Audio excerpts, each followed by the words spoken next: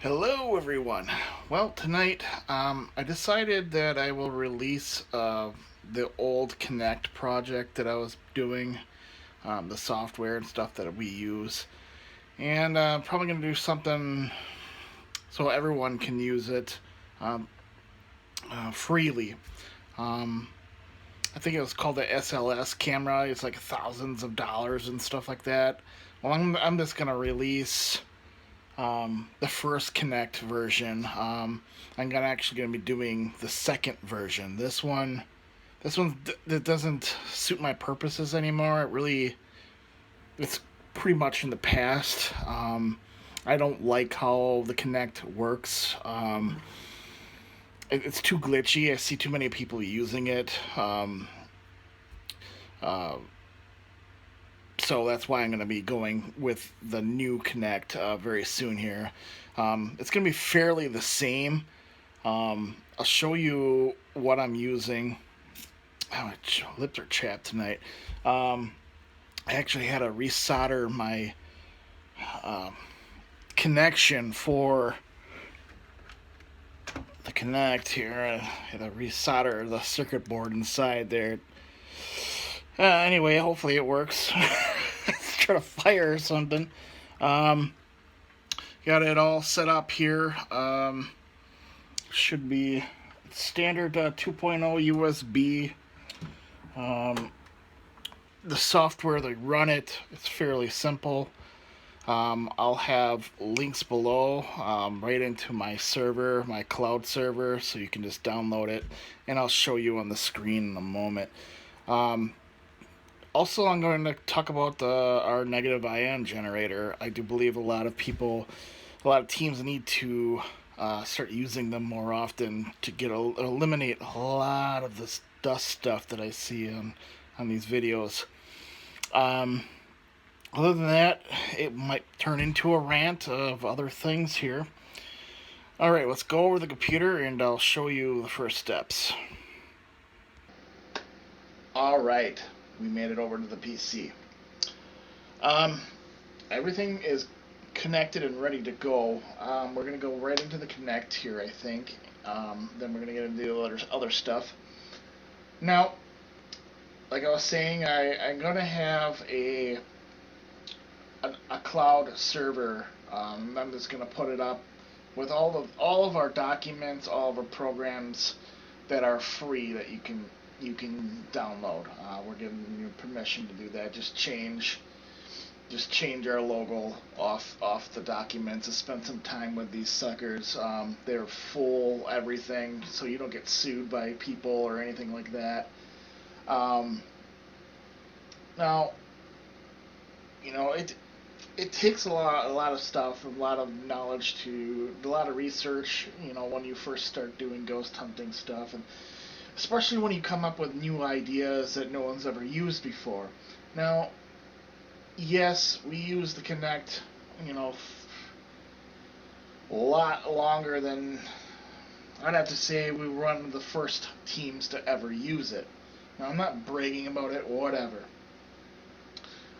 Now, nowadays, I actually been looking into other things, and the reason why I'm going to release this here today is because I have no need for it anymore. I'm going to be doing the Kinect 2. I ordered everything for it, and I'm going to be getting that. Now, the reason why it took so long to actually make a video on how to show people how to do it, because it takes a lot of processing power, like I was saying. Um, Alright, let's get into this here. The folder is actually going to have ghost hunting programs, legal forms. You can go in there and get all that.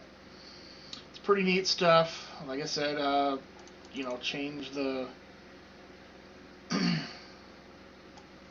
change that little logo there, and then use all this. I mean, this is in detail. It took me some time to get all this stuff, so I hope you do use it. It's very important that you make sure that you are doing things right. I wouldn't say necessarily right, but legally. We got forms, you freaking name it, it's in there. Programs, You got all kinds of stuff in here. JPEG Snoop is really cool. If you ever get the time to look into that, I'll have it on this thing as well. It's a program that you can look into photos to see if they've been edited. It's a very useful free program, and I'll leave that in the download folder in the link below. Now, what you're going to need is to run this, and make sure that you do have the adapter kit for the USB 2.0 for this, for it to work. I don't recommend running too much other USB devices at the same time, because it could lock up your system. Now you get in there, you get that. You could probably get this from the Microsoft website. You go to agree, install it. I already have it installed. You know, there you go. And then you'll go, if you don't have WinRAR, that's a free program that you can download. It'll allow you to open zipped folders. Now I dragged this already to the desktop there. If I'm going too fast, I'm sorry. It's the kind of how I do it. You can pause the video. It's all right. I will open this up, and you will go to fast, the very first one. You don't have to run it as administrator or anything like that. It'll just pop up. Now what's cool about it is pretty much it's preset already. It's pretty much preset. This was an institute that was working on their own specific tracking software. It is for projects. I am required to, if I publicly show people how to use this, I'm required to, tell you where it was a institution, a college, a bunch of college students, and it's actually here at the bottom.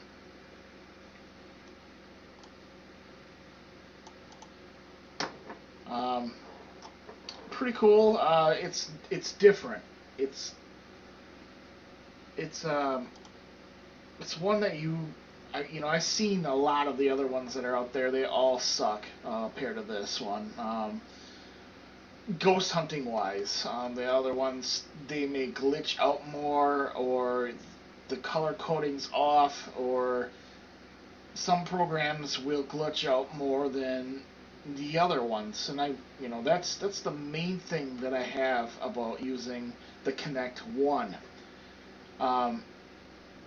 The Kinect 2, like I was saying, won't have that glitch that I've been trying to warn people about for a long time. And I kind of got a little upset that this should be free. I see, TV programs and that they're selling the tablet version of the Kinect. You can get the software to run it on a tablet. You just need to know how to program Android OS or Linux type Android system. And anyways, let's get back to this. Now you'll see I'm going to turn off mirror mode. It just pretty much puts you on the other side. Okay. Now the next part is how do you run it on the computer and record it at the same time? Well, right now I'm actually using something else called Open Broadcast Software. It's a free program. Like I said, I've never really used this for the Kinect ever. I actually use another program called Webcast. What is it? Slipped my mind for a second here. Webcaster? Oh, shit. What is it called? It's been a long time since I actually used that program. Wirecast, that's right. Wirecast allows you to go into and use the sound drivers that are in the Kinect.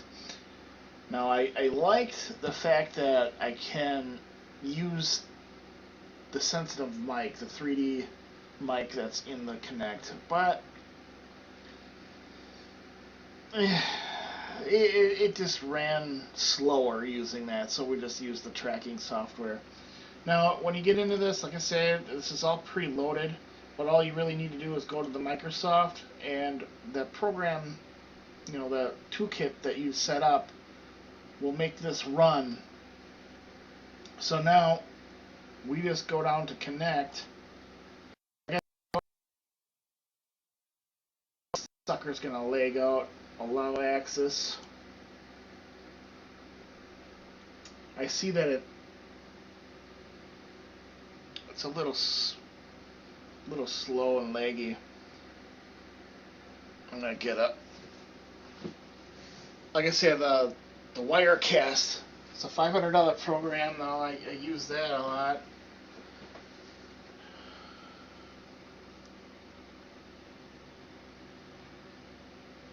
There we go. Now, the glitch thing that I'm talking about is I'm gonna grab something here. Let's see if I can get it to work.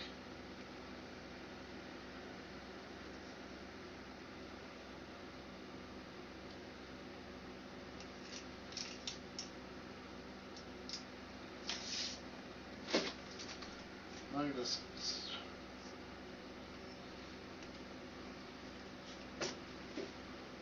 Yeah, I'll just touch something. Oh, yeah, that's fun.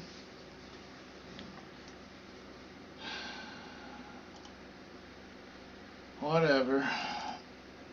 It must be having problems running with the broadcasting software that I'm using now.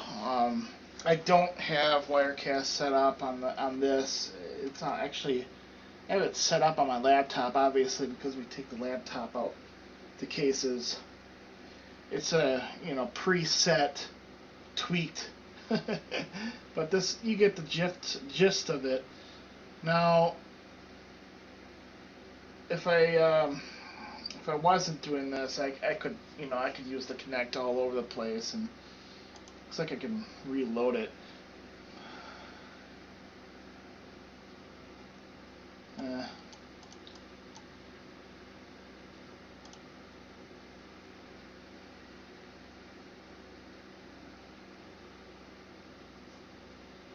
huh. Well, that's pretty much it, though. I mean, that's how I run it.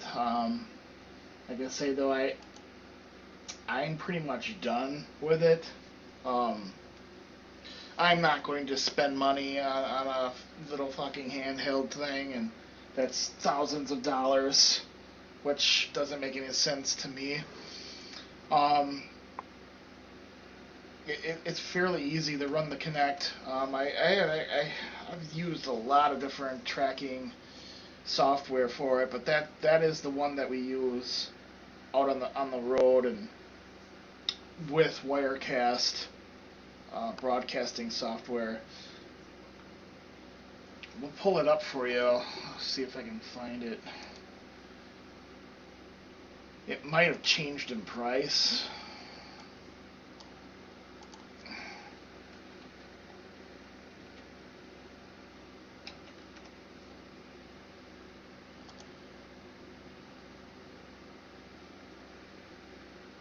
I think there might be even a free version of it.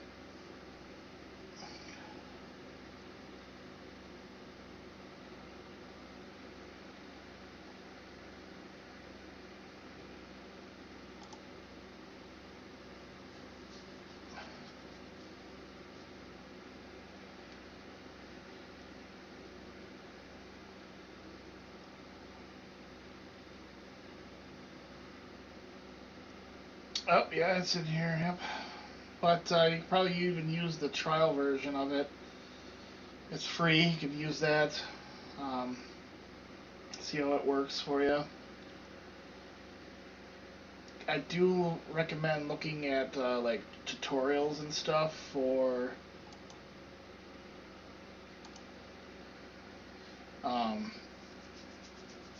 using broadcasting software, little things like this, up in the corner, and but that's pretty much it. Like for that. Now, let's see here. Like I say,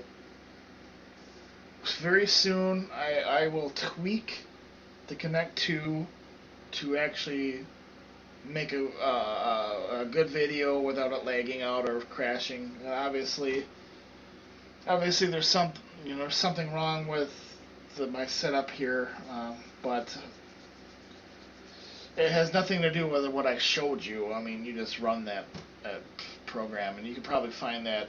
It's called Fast Track Phantom Tracker. Fast. But it'd be just easier just to use our link below. Anyways, once you get into Wirecast, I mean, that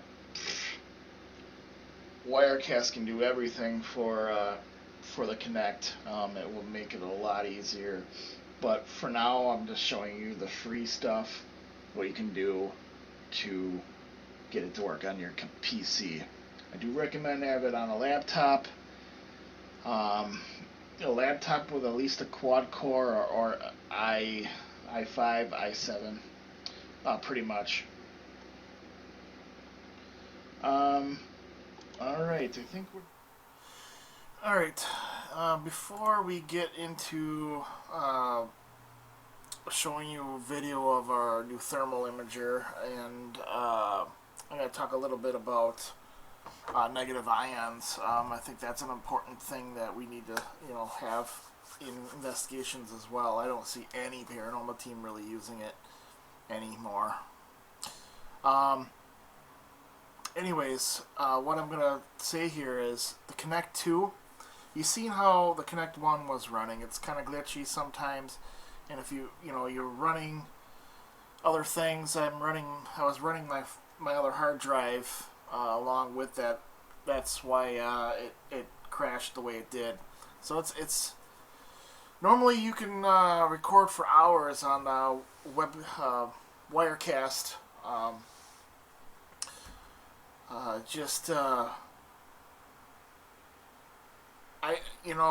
not going to get into how to run the Wirecast. I mean, that could be a whole nother video if I wanted to be, because it can get complicated. I do recommend, like I said, videos on YouTube, how to run Wirecast or open broadcaster if you don't know how to use it. A lot of, if you're doing gaming and that, already know how to do that. But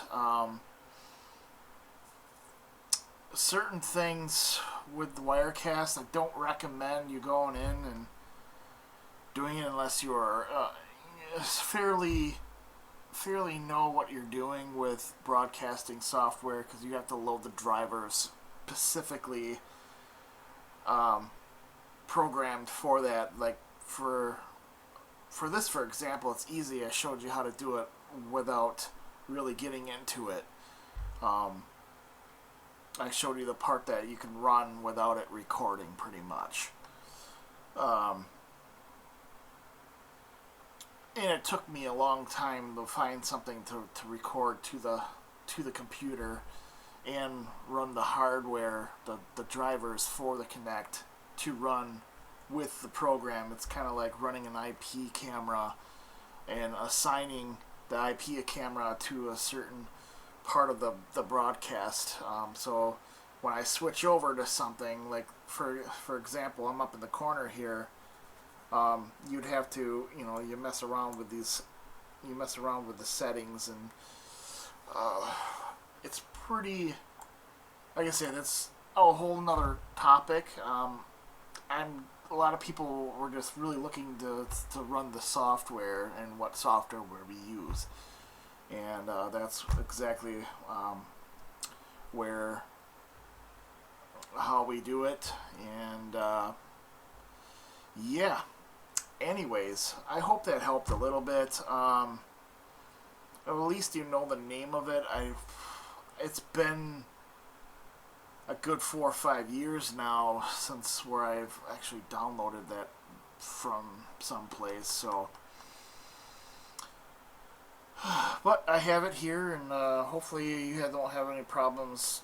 As long as you have a Microsoft account, you can download it to your computer and then use it. All right. Now it's time for something else here. That's can get really, really confusing. I understand that, but it's how I am when I get on a roll. Of showing things like computer wise. I'm probably gonna have another channel just doing little projects like how to run things smoothly and or Windows tweaks or anything computer wise. So I'm gonna start a channel that way. I have a little stuff on there already, but I'm gonna rename it and blah blah blah. Let's get into our extended range thermal imager. It should be here by next week. I'm gonna actually be doing a video on it a little bit more in detail, what it can do versus the old one that we had. And I'm just gonna blow this up. We'll watch it a little. We'll just watch it through. I think I'm just gonna mute it. I'm gonna skip. There's a specific thing that I actually like about this specific one. We'll actually let him explain it, I think. All these different customizable. This is almost like this mode right here is almost like a night vision. So I have it set for hotspot, so it's targeting the hotspot, as you can see right there. So no matter where I move, it's telling me where there's some hot object that's over a certain temperature. You can control that whatever temperature you want. So if you're looking for game or something like that, you can set the temperature range, and as you move around, it's going to put that target on it. So anyways, free app that comes with this. You just down there, you can you can see hot spots, and you can set this range, and then you can also go over here and pick different colors. So depending on what you're trying to look for, there's all these different colors you can go through. Sorry for being shaky, I'm trying to hold it in front of the camera. So it helps you to find stuff depending on what your application is or what you're looking for. All these different customizable. This is almost like this mode right here is almost like a night vision. So I have it set for hotspot, so it's targeting the hotspot, as you can see right there. So no matter where I move, it's telling me where there's some hot object that's over a certain temperature. You can control that whatever temperature you want. So if you're looking for game or something like that, you can set the temperature range, and as you move around, it's going to put that target on it. So anyways, free app that comes with this. You just down. So yeah, like I said, I like the fact that it tracks cold at the same time as the hot, because that's a cold tracker. And our old thermal couldn't do that at all. So like I was saying, this is just one of our thermals that we're getting. It's going to be going on our tablet. I'm getting a whole entire tripod mount and stuff separately just for the long range thermal imager. So it's not going to be all shaky and stuff like that, hopefully. And then we're getting another one, like I was saying in my last rant, but I'm actually going to do a video on just the thermal imager after I figure it out. We're getting two different versions, like I said. One's going to be an Apple OS, and the other one's Android. So we can use it on multiple devices that we have. Like I said, I'm going to go compact with a lot of this stuff, and just I'll show you. Actually, these are the two right here that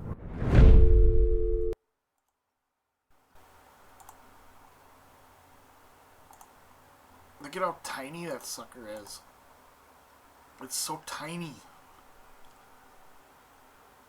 I'm probably going to use the grayscale of it, and we might get that one for the iOS, but so we'll get both of these. roughly about $500 for the both of them. But I like the. We might actually get the Seek one over this one because even though the Flare one looks like it has more detail than um, the Seek one, but I like that it has more features. So we're gonna mess around with that for the next on my next rant. We will be messing around with the Seek XR for ghost hunting. I'll take it out to a place real quick or something, and we'll do it. I also have ideas of using, because it's so compact, that we just throw it on a drone and just send a drone up with the flare. Maybe it's a cool idea. I just don't see it. You know, if I could find maybe a small camera, a small phone that can actually hold it. You know what I'm saying?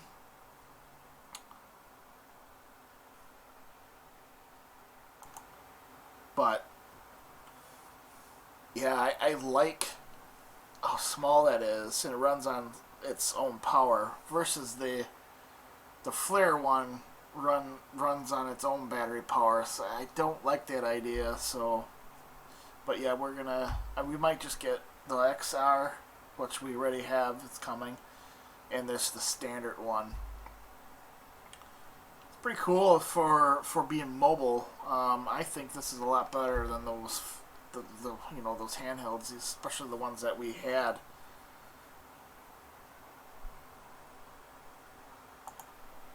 But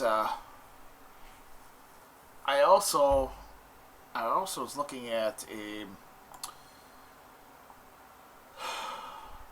like the strongest camera. What was that? Anyway, it had like a 83x zoom, which you could freaking miles away, miles and miles and miles away. I just don't have money for that sucker, but it's roughly about $500 to $600 for that. What was it? It was like the 900.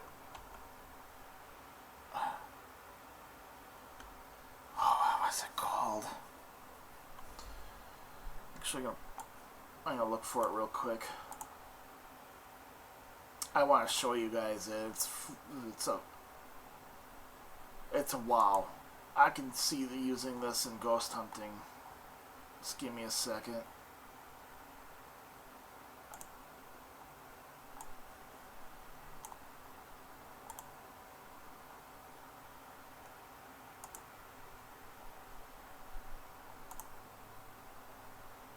Look at that.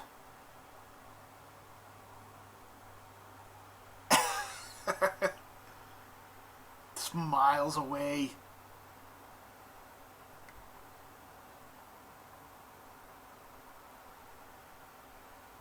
You know, the goal of this year though is seeing, we ran into a lot of problems.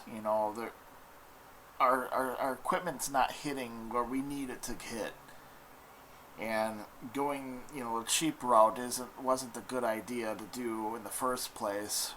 It was good at first, but for safety wise and scoping out an area before we actually do an investigation is key here. I mean, if I could sit on top of a hill and scope out an area that we need to look into, I mean, that's just phenomenal.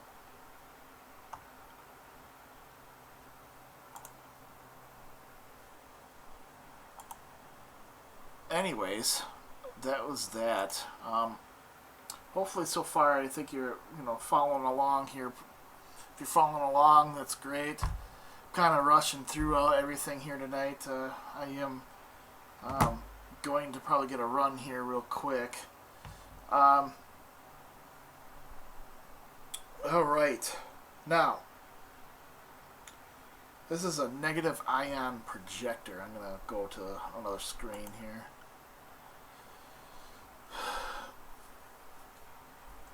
this thing shoots out negative ions greater than the Niagara Falls. I actually use it for a lot of personal use here, and I've explained it in one of our shows like once or twice.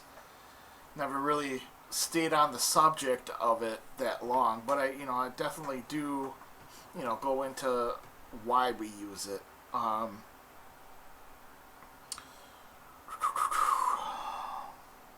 Now, I'm big on I'm big on photos with dust. People thinking that things are paranormal, which they're not. Um, to help eliminate that, this actually would the negative ions. This thing would actually zap the dust out of the air. All the dust will fall to the floor. Now, if you're moving around in that, obviously it's going to bring it back up. We use it to purify the air before we go into a case. We'll let it run at least half hour to an hour before we actually do an investigation. We'll do readings prior to setting it up, and then we'll do readings when we have it running after the hour. So we do two different types of readings, EMF sweeps, air testing equipment, especially when we're doing a full-blown case. I broke it, but we had a carbon monoxide detector handheld with test air samples, and we would do like a full out examination of is there toxic molds or gases in the air that's going to cause us to get sick, and this is why this person's getting sick. We have to rule out that that's what's going on. So I have to order a new one, but they come in like pen sizes, and they can test all different types of gases that are in the air. But this, like I say, this is part of our process that we do.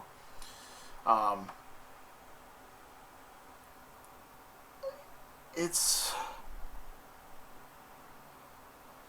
especially, I think sometimes we get into the conversation of when negative ions are released into the air or generated into the air, or if you're by waterfalls and stuff like that, or it's just simply raining out, that it causes serotonin to be released in your brain.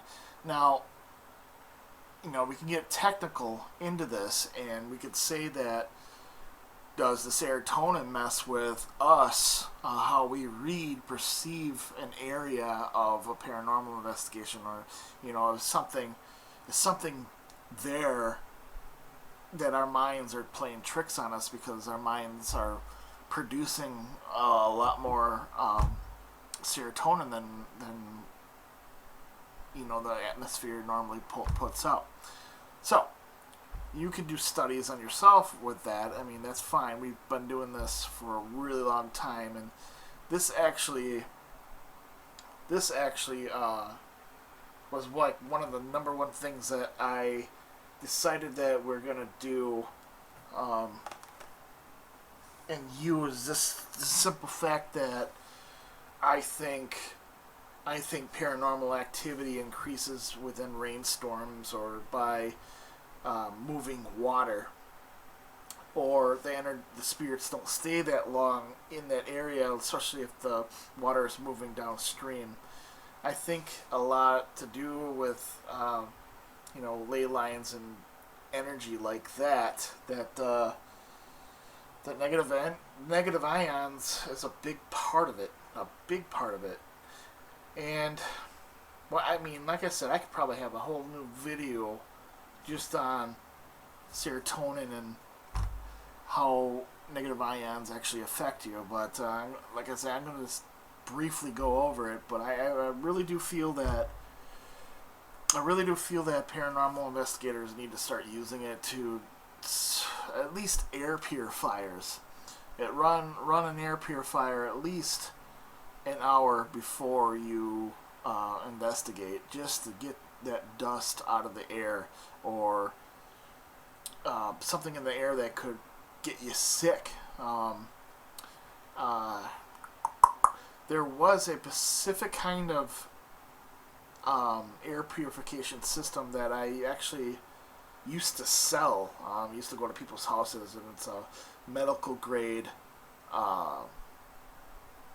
air purification system. It had like a charcoal around the outside of it, part of the filter system. Take the pollen, um, and like all the stuff out of the air, and we would turn it on full blast.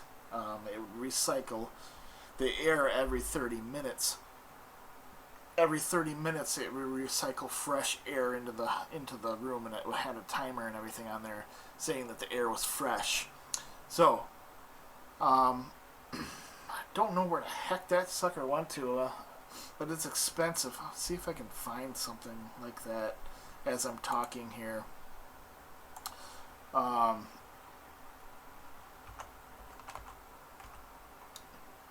It was called the Speed Queen. That's a vacuum cleaner, I think. No.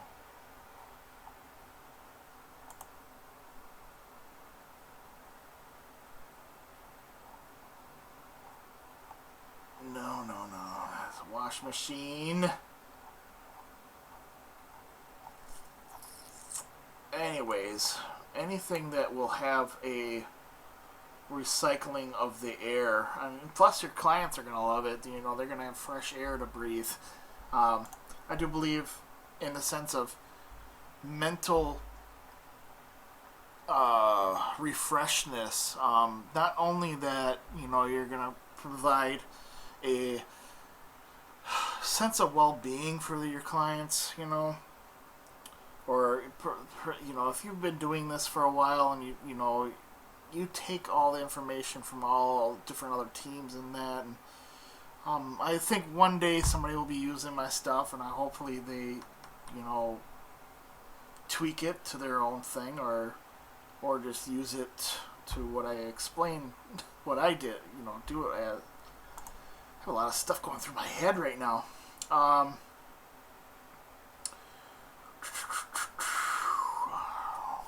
Just trying to not forget about something. I think it's the stuff that I'm talking about today. I think it's fair. I think it's important. Why is this off like that? It's bugging the heck out of me.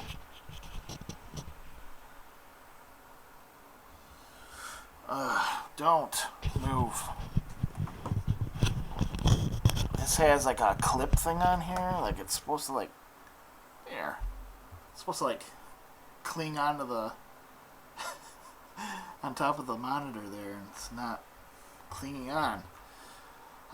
Anyways, I got distracted there. I think that's about it. You know, all the stuff that I talking about here, I mean, it definitely is worth looking into.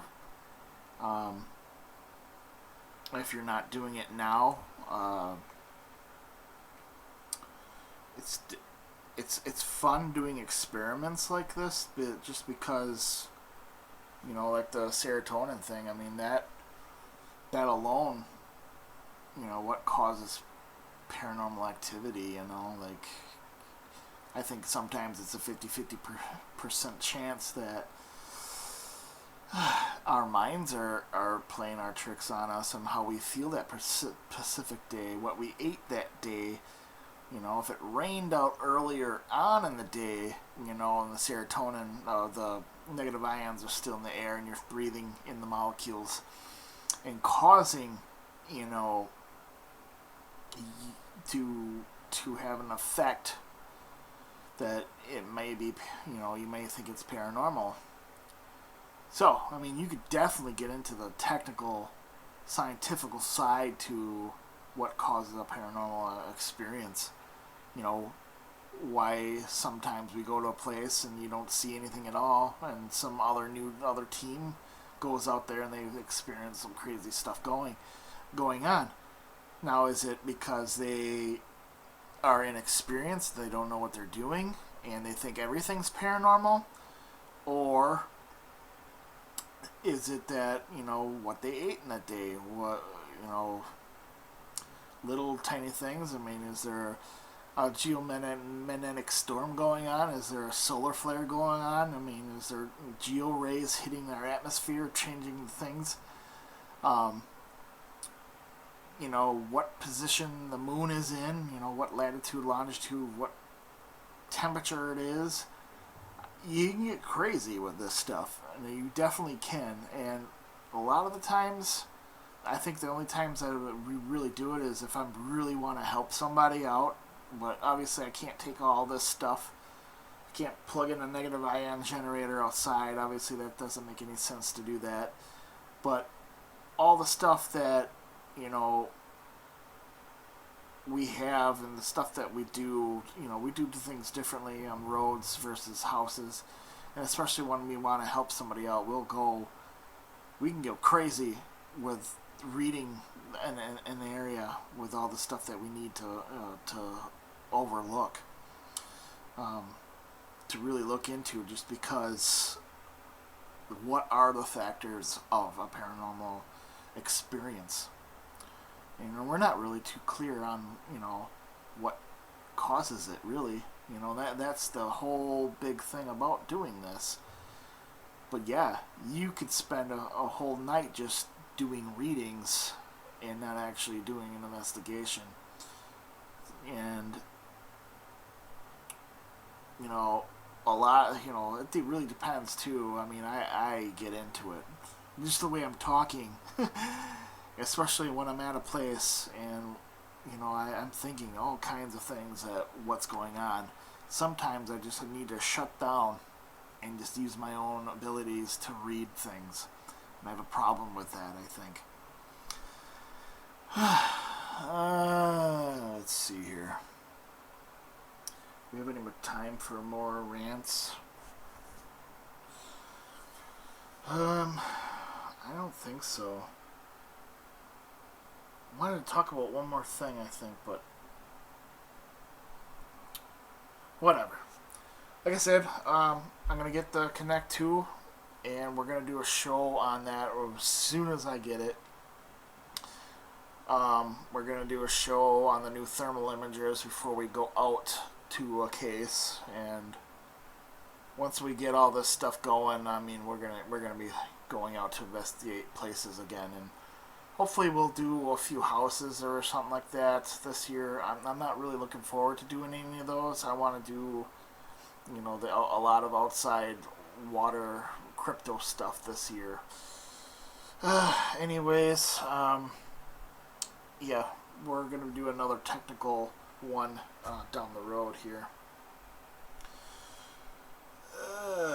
Anyway, I hope you enjoyed this. If any of my information was helpful for you, I mean, yeah, give a comment below or whatever. I mean, that's fine. Take it or leave it. That's what it is. That's all I can say. Later, guys.